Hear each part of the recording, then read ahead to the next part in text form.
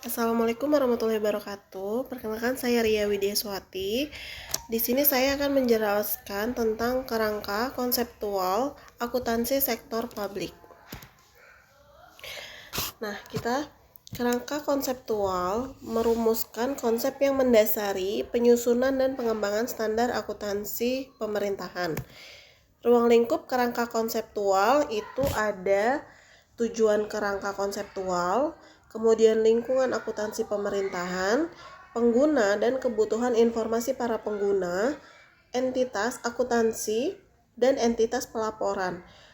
Peranan dan tujuan pelaporan keuangan, komponen laporan keuangan, serta dasar hukum.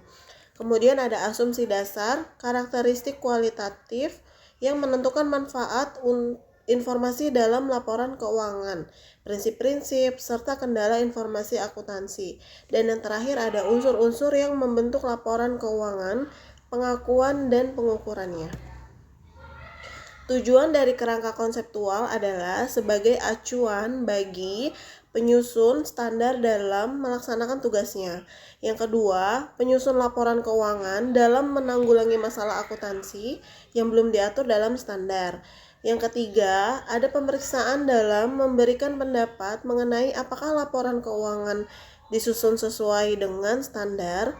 Yang keempat, ada para pengguna laporan keuangan dalam menafsirkan informasi yang disajikan pada laporan keuangan yang disusun sesuai dengan standar.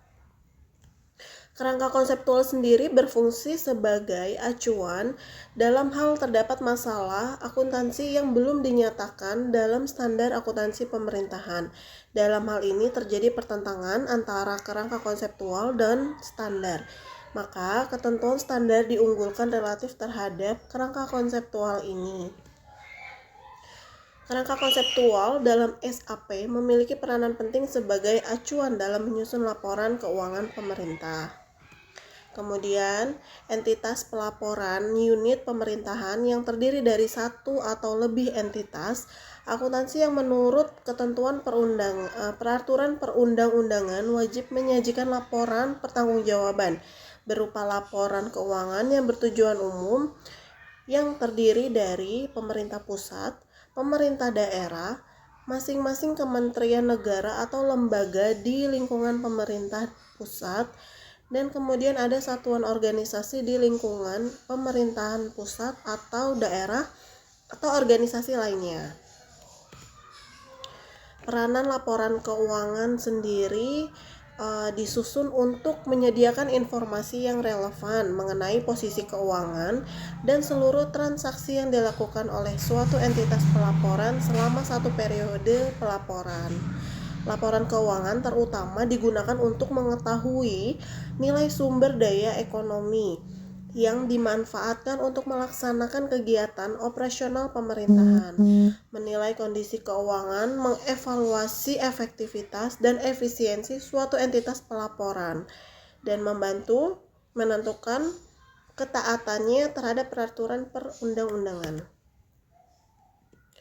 Kemudian, komponen dalam laporan keuangan itu ada yang pertama laporan realisasi anggaran atau LRA, kemudian yang kedua ada laporan perubahan saldo anggaran lebih atau laporan perubahan SAL, yang ketiga ada neraca, yang keempat ada laporan operasional atau LO, yang keempat ada laporan arus kas atau LAK, yang keenam ada laporan perubahan ekuitas atau LPE, dan yang terakhir ada catatan atas laporan keuangan atau CALK.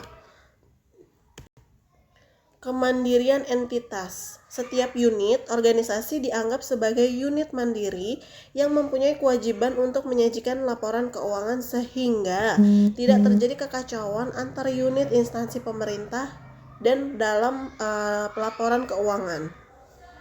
Kemudian, salah satu indikasi terpenuhinya asumsi ini adalah adanya kewenangan entitas untuk menyusun anggaran dan melaksanakannya dengan tanggung jawab yang penuh.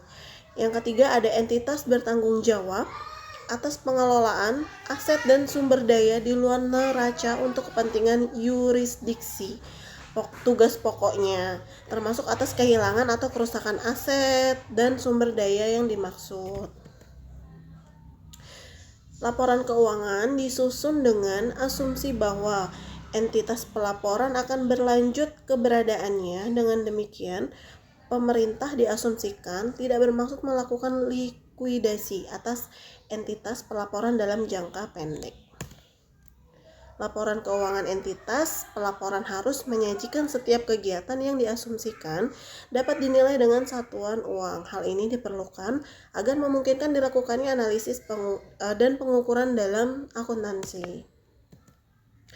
Keempat, karakteristik yang merupakan persyaratan normatif yang diperlukan agar laporan keuangan pemerintah dapat memenuhi kualitas yang dikehendaki. Itu ada 4. Yang pertama itu relevan, yang kedua itu andal, yang ketiga dapat dibandingkan, dan yang keempat dapat dipahami. Kemudian prinsip dari akuntansi dan pelaporan keuangan sendiri itu ada basis akuntansi, prinsip nilai historis, prinsip realisasi, prinsip substansi mengungguli bentuk formal, kemudian ada prinsip periodisitas, ada prinsip konsistensi, prinsip pengungkapan lengkap, dan yang terakhir ada prinsip penyajian wajar. Dari basis akuntansi. Basis akuntansi digunakan dalam laporan keuangan pemerintah.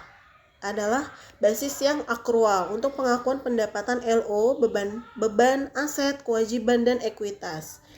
Kemudian untuk nilai historis, aset dicatat sebesar pengeluaran kas dan setara kas yang dibayar atau sebesar nilai wajar dari imbalan. Realisasi bagi pemerintah, pendapatan basis kas yang tersedia yang telah diotorisasikan melalui anggaran pemerintah. Suatu periode akuntansi akan digunakan untuk membayar utang dan belanja dalam periode tersebut.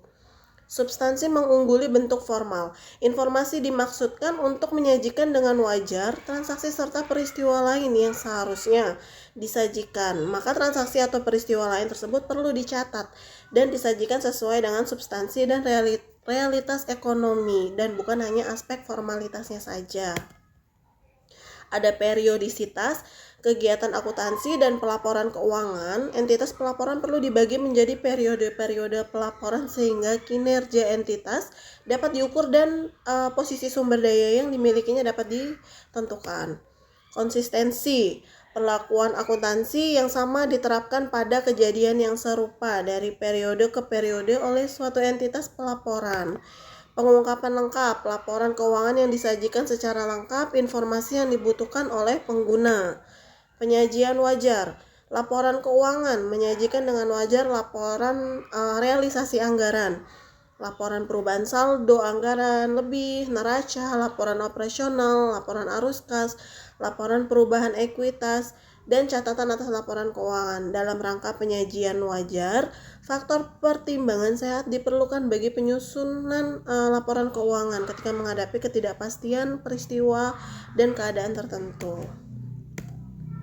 Pengakuan unsur laporan keuangan. Dalam akuntansi, proses penetapan terpenuhinya kriteria pencatatan suatu kejadian atau peristiwa dalam catatan akuntansi sehingga akan menjadi bagian yang melengkapi unsur aset, kewajiban, ekuitas, pendapatan LRA, belanja, pembiayaan, pendapatan LO, dan beban. Kriteria minimum yang perlu dipenuhi oleh suatu kejadian atau peristiwa untuk diakui yaitu yang pertama, terdapat kemungkinan bahwa manfaat ekonomi yang berkaitan dengan kejadian atau peristiwa tersebut akan mengalir keluar dari atau masuk ke dalam entitas pelaporan yang bersangkutan. Yang kedua, kejadian atau peristiwa tersebut mempunyai nilai atau biaya yang dapat diukur atau dapat diestimasi dengan andal. Sekian penjelasan dari saya. Terima kasih. Wassalamualaikum warahmatullahi wabarakatuh.